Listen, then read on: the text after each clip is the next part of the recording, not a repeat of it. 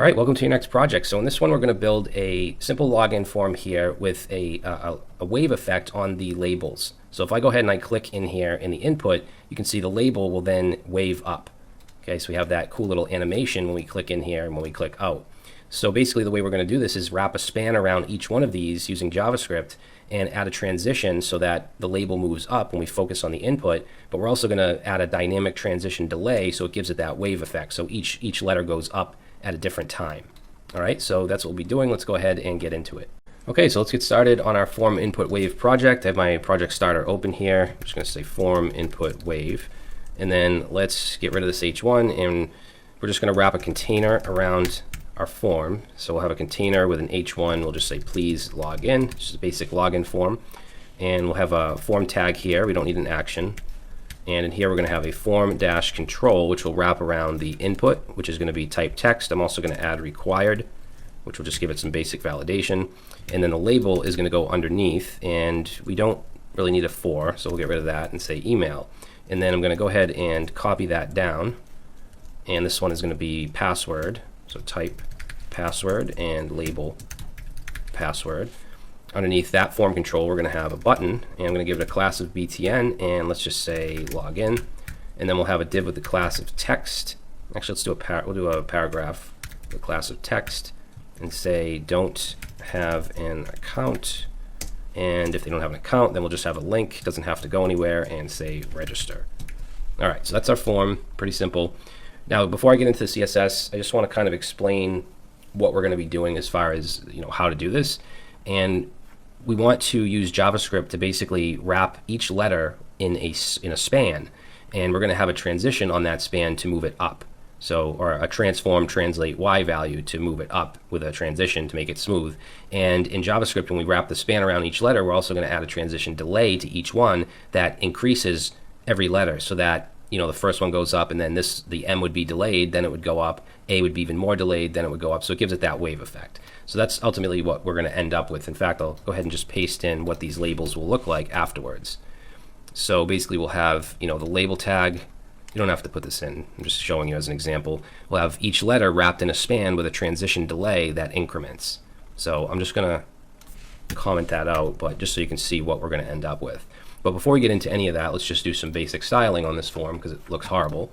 So I'm going to use the Mully font. So we'll do family equals MULI, and then let's set that on the body. And then I'm going to set a background color for the body to steel blue, and the color of the text to white. That, and then let's style.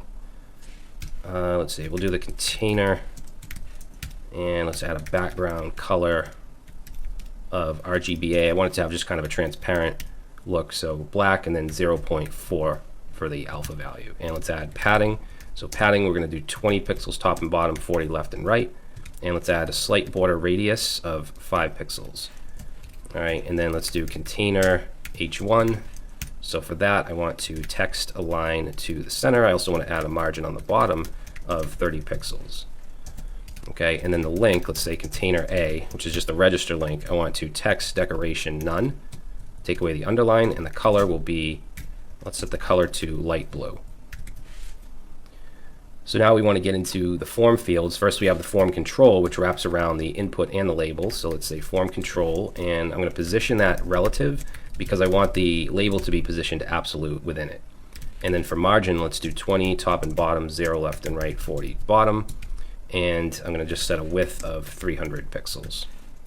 All right, and then let's do the inputs. So form control input. I'm going to set the background color to transparent, and then get rid of that border. But I do want a border on the bottom. Oops. So let's say border dash bottom, and I'm going to set that to 2 pixels. Let's do white and solid.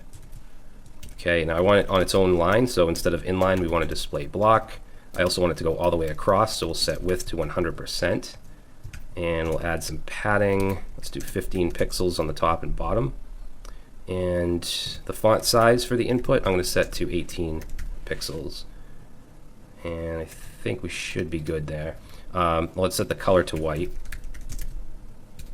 And then the border here, or the outline I should say, we want to get rid of that. Also, if I submit and it's invalid, you get that border as well. So let's target form control input, and when it's in its focus, also we want form control input valid.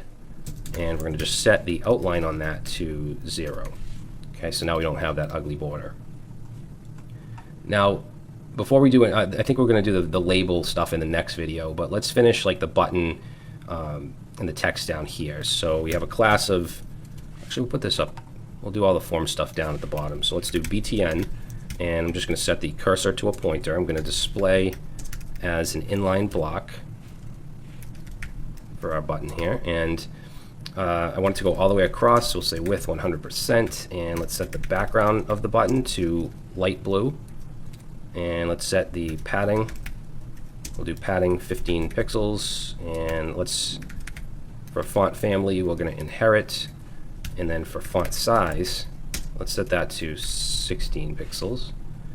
And the border, we want to get rid of that, so border 0, and I'm going to make the border radius the same as the container, 5 pixels. And I think that's all we want to do. Let's say btn focus, set that outline. Actually, we can add that down here.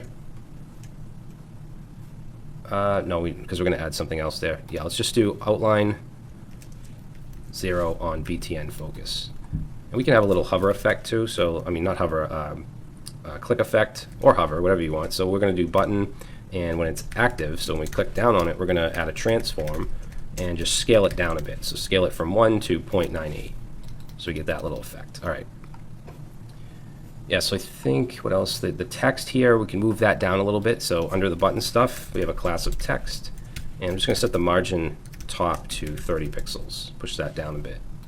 Now the label, don't worry about that. We're gonna style that next. And like I said, we need to use JavaScript to turn the label into letters with spans around them with a transition delay. We're also going to add a transition, obviously, on the label span. So we'll get into that in the next video. Okay, so we're going to finish this form up. So I'm going to work on the labels here. So down here, we'll just take form control labels, and we want to position those to be absolute and absolute. And that's because the form control itself is relative, so we're positioning absolute within that. And we're going to put from the top 15 pixels and from the left 0. Now right now, the way it is, if I start to type in here, it's going to just cover the label, but ultimately the label is going to wave upwards when we click in here.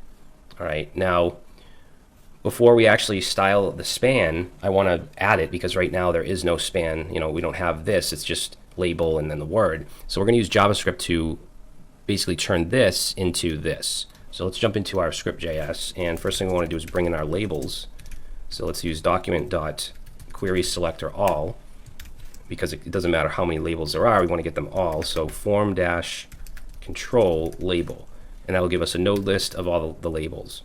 So since it's a node list, we can go ahead and use for each on it, and we'll say for each label, for each label, I'm going to take the label.inner HTML and set it. Now, first, there's a couple things we want to do. We want to get the inner text, inner text, which is just going to be, you know, each letter. So E, M, A, I, L in this case for the first one. And then I'm going to split it into an array. I'm going to go on to the next line and call dot split. And what that does, if we put an empty string in here, is it splits the letters into an array. So it'll be an array with the first value will be E, the second will be M, and so on. Now from that, I want to manipulate it. So I'm going to use dot map, which you can use on an array, which now this is, to turn it into an array of something else. And what we want to turn it into for now is an array of the letters with a span around it with a transition delay. So let's say map, and this just takes in an arrow function. And we're just going to use backticks here because we want to just turn it directly into an array of spans that we're going to have here. But we need to pass in here for each letter. And then I also want the index, which just starts at 0 and increments for every item in the array. And I want to turn it into, let's say, span. And inside here, we want to have whatever the letter is. So this will turn it into an array of letters with a span around it. Now, obviously, we don't want an array. We want it to be a string. So we can use join and just pass in an empty string, and that will turn it back into a string. Okay, so basically we have the inner text. So we're looping through the label. We have the inner text EMAIL for the first one. We're splitting it into an array, which will put each letter in its own item in the array. Then we're mapping it to create an array of the letter with a span around it. Then we're turning it back into a string. So if I save this now, we don't see any difference here, but if I open up my Elements tab and I click on the label here, you'll see that now they're wrapped in spans. So I'm not going to add the transition delay just yet. Let's go back to our CSS, and now that we have these spans, we can add styling for it. So let's see. Let's do just the span in general first. So we'll say form control label span, and I'm going to display. Let's do display inline block. It's inline by default, and then I'm going to increase the font size to 18 pixels because before this wouldn't have worked because we didn't have spans around them. And then let's do a min dash width of 5 pixels. And we're going to add a transition on this because when we add the transform value, actually we'll add that first. So let's go up here, or down here rather, and let's say form control input focus. So focus meaning, when we click inside, we want the direct label span. And we also want to do this on the validation. So I'll actually just copy this down, and we also want the valid state. So input valid. And what we'll do is just first of all change the color to light blue. So if I click in here, you can see the label turns light blue. I also want to turn the border light blue as well. So up here, where we did the outline on the input focus and valid, let's do border bottom, and let's set that, or border bottom color rather, and set that to light blue. So that way when we click in here, both the border and the text here is light blue. Now, let's see, we want to move this up basically when we click in here. So to do that, we can add a transform, and we want to use translate Y because we're translating it. We're dealing with it on the Y axis. So translate Y, and I want to move it up, so it has to be a negative number. If I want to move it down, it would be positive.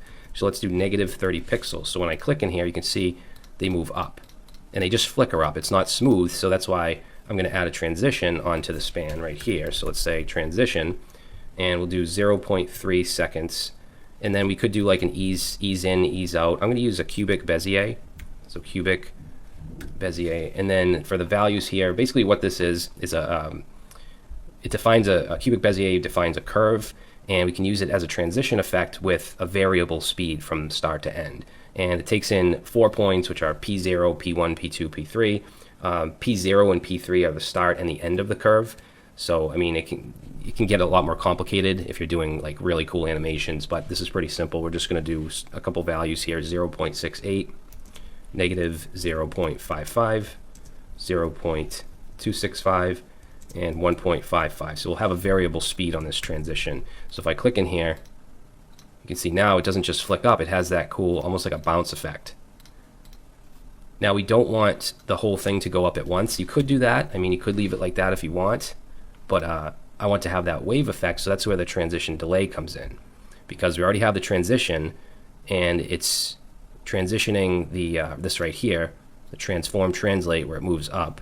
So in our script here, let's add onto the span an inline style, and we'll set that to, let's say, transition dash delay. Now, when we set this, we don't want to set it to a fixed value because it'll do the same thing. It'll just wait and it'll flicker them all up at the same time. So what I'm going to do here is use the index, which just starts at 0, then 1, 2, 3, and so on, and I'm going to multiply it by 50. So the first one will be 0, second one 50, third one will be 150, then 200, 250, and so on. So now I'll save that, and if I click, okay, that didn't work.